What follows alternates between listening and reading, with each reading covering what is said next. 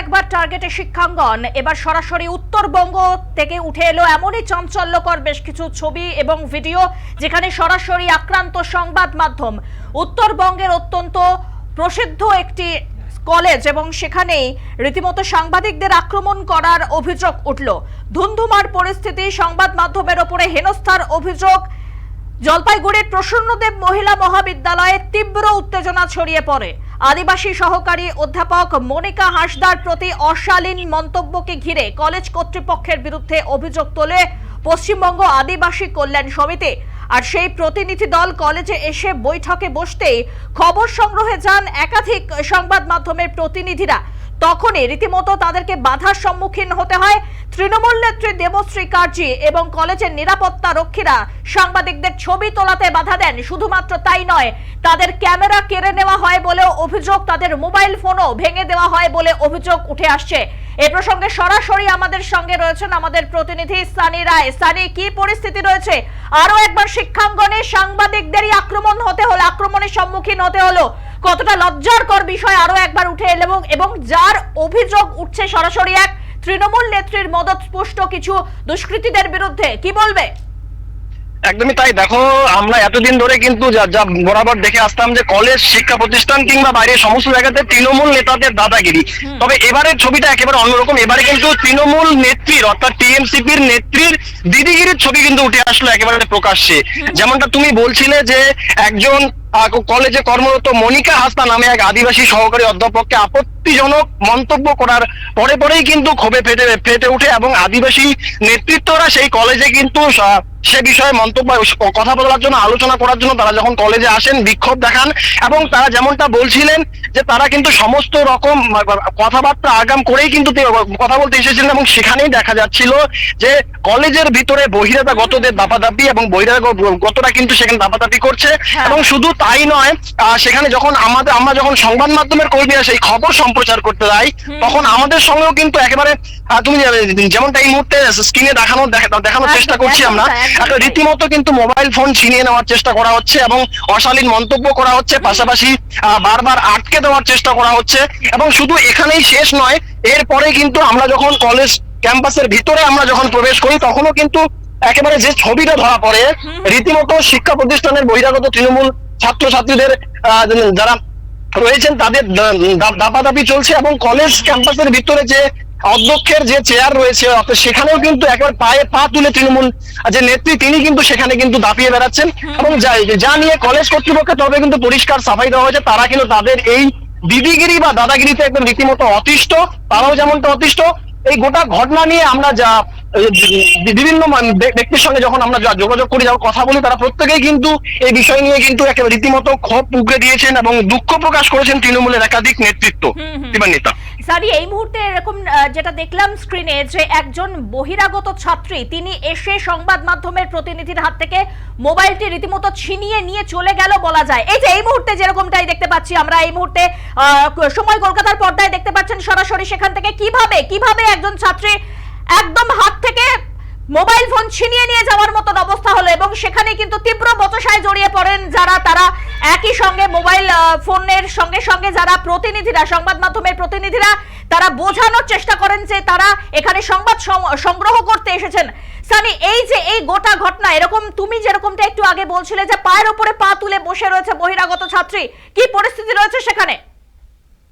দেখো, তোমাকে এর আগেও যেমনটা বললাম যে কলেজ কর্তৃপক্ষ কিন্তু পরিষ্কার সাফাই গেয়ে দিয়েছে যে কলেজের ভিতরে এ ধরনের নেতা নেত্রীদের আচরণে তারাও যেমনটা অতিষ্ঠ হয়েছেন, পাশাপাশি তাদের এই যে দিদিগিরি বা দাদাগিরি, এই যে একটা যে চরম একটা পরিণতি, এই পরিণতির ঠেকাবে কিভাবে নিয়ন্ত্রণ আনবে তা কিন্তু তারাও স্পষ্ট নয়। তবে আজকের এই ঘটনায় যেখানে দেখা যাচ্ছে যে একাধিক সংবাদ মাধ্যমের, বিশেষ করে তোমাকে জানিয়ে রেখে আমাদের এক সহকর্মী, মহিলা সহকর্মীর সঙ্গেও কিন্তু অশালীন আচরণে কিন্তু মেতে উঠেছেন এই তৃণমূল নেত্রী।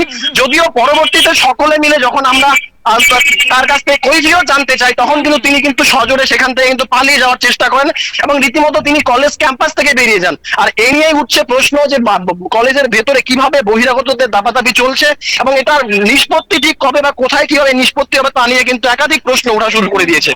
একদমই তাই। সানি রায় আমাদের প্রতিনিধির সঙ্গে, ধন্যবাদ সানি। আমাদের প্রতিনিধি সানি রায় তিনি সরাসরি তুলে ধরলেন কি অবস্থা শিক্ষাঙ্গনের।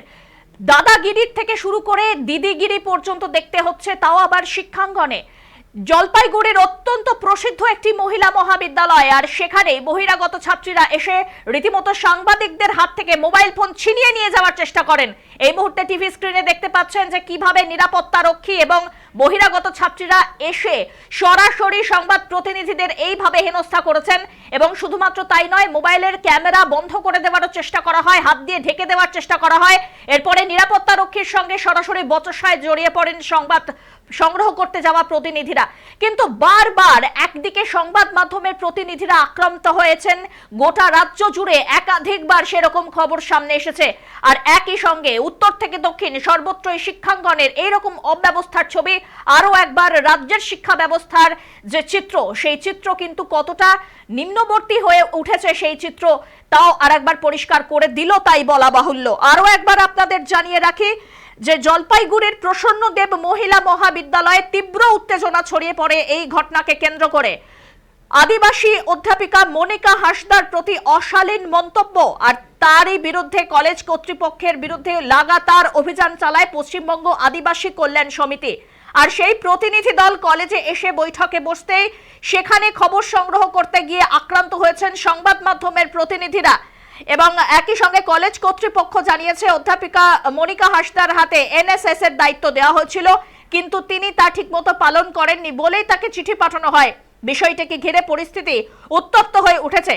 আর এদিকে ঘটনার খবর পেয়ে পুলিশ কলেজে পৌঁছয়ে পরে আদিবাসী নেতারা কলেজ কর্তৃপক্ষের সঙ্গে আলোচনা করে পরিস্থিতি নিয়ন্ত্রণে আনার চেষ্টা করেন। তাহলে এরই মাঝখানে কিন্তু দেখা যায় এ সত্ত্বেও যে বহিরাগতরা সরাসরি এসেছেন এবং যেরকমটাই অভিযোগ উঠেছে তৃণমূল নেত্রী দেবশ্রী কার্জি আর কলেজের নিরাপত্তা রক্ষীরা সাংবাদিকদের বাধা দেন। এই তৃণমূল নেত্রী দেবশ্রী কার্জি তারই তত্ত্বাবধানে, তারই মদতপুষ্ট এই সমস্ত যারা বহিরাগত ছাত্রীরা তারা সরাসরি ঘটনাস্থলে এসে সাংবাদিকদের হেনস্থা করে বলে অভিযোগ।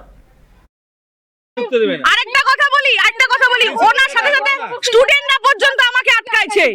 স্টুডেন্টরা বলছে কি পারপাসে আসছেন? মোবাইল আমি নিতে জানি না, মিথ্যা কথা বলছি না, মোবাইল আপনি নিতে চাইছেন, আপনি মোবাইল চিপে আপনি চলুন।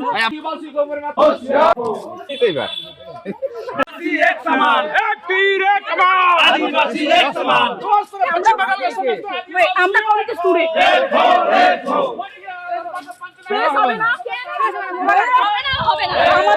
আমার গায়ে হাত তুলতে পারেন না আপনি, আপনি গায়ে হাত তুলতে পারেন না, আপনি গায়ে আমার মোবাইল আটকাইছে। মোবাইলটা ফেরত দেন। না না না, মোবাইল এই যে নিয়ে নিছি। কি বলবেন? এই যে আমার মোবাইল নিছে। মোবাইল এখতিয়ার আছে? হ্যাঁ, তাইলে আপনার কি মোবাইল নেওয়ার এখতিয়ার আছে? ওনাকে জাস্ট বলা হয়েছে আপনি পারমিশন নিছেন। কিসের পারমিশন? কিসের পারমিশন? আমাকে বলা হয়েছে কিসের পারমিশন ঢুকতে দেবেন? আরেকটা কথা বলি ওনার সাথে সাথে স্টুডেন্টরা পর্যন্ত আমাকে আটকাইছে। স্টুডেন্টরা বলছে কি পারপাসে আসছেন? মোবাইল আমি নিতে জানি না, মিথ্যা কথা বলছি না, মোবাইল আপনি নিতে চাইছেন, আপনি না, সেটা সাংবাদিক ভাইদের সাথেও খুব দুর্ব্যবহার করেছে। এটা ঠিক না, এটা কলেজের মধ্যে কথা। আমরা আছি, আমাদের সাথে খুব বাজে ব্যবহার করছে ওরা। দাদা, আপনি যেমন একদিকে আদিবাসী সংগঠন করেন, আপনি তৃণমূল সংগঠনটাও করেন। আদিবাসী টিএমসি দেখুন, এটা আমাদের জাতিগত একটা ঝান্ডা তো আমাদের না, জাতিগত আপনি তো একজন তৃণমূল সংগঠন পুরো সংগঠন করে। আপনি এই যে দেখলেন ছাত্রীদের, না, এটা খুব বাজে ব্যবহার করছে। এইভাবে করলে কিন্তু মানে কি বলবো, আমাদের দিদিরও একটু বদনাম হয়ে যাবে যেভাবে চলতেছে। আর সবাই কথা বলুক না, সবাই রুল আসছে না, সাংবাদিকরা তো সব জায়গাতেই যায়। সব জায়গায় যেতে পারে। ওদেরকে যাভাবে করলো আমার সামনে, এটা হয়েছে এনারা এমন কোনো কথা বলেনি, একদম বুঝেছেন ব্যাপারটা। আচ্ছা। শুধুমাত্র ওরা কলেজের পক্ষেই কথা না, সোকাস যে লেটারটা ওনারা বলছেন সেটা অ্যাকচুয়ালি সোকাস ছিল না, এবং ওনাদের কাছে কমপ্লেন গেছে সিভিল ট্রাইবের উপরে নির্যাতন, অত্যন্ত মিথ্যা কথা।